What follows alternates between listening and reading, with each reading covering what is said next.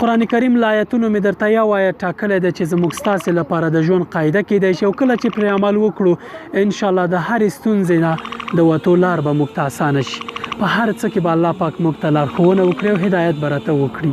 میزان اکاډمي ستاسې او ستاسې د اولادونو د دیني زده کړو لپاره تر ټولو باوري آنلاین مرکز. راځئ همدا نن پکې ځان راجستر کړئ د دنیا او آخرت ښېګڼې تضمین کړئ. والذین جاهدوا فینا لنهدینهم سبلنا وان الله لمع المحسنین. هغوی چې زموږ طرف ته یا زموږ په لاره کې هلې ځلې کوي، هڅه کوي، مجاهده کوي، موږ به دوی ته لارې وښیو او الله پاک د نیکوکارانو ملګری دی.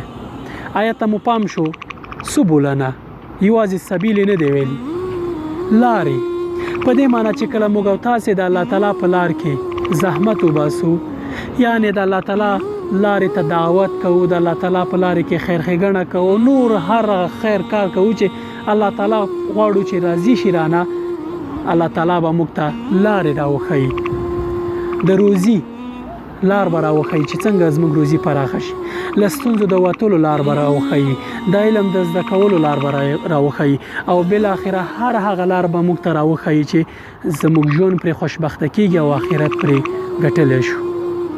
همیشه تقوا کوئ، نیکوکاره انسانان اوسئ، الله تعالی به هر لار موږ ته وښیي. السلام علیکم ورحمت الله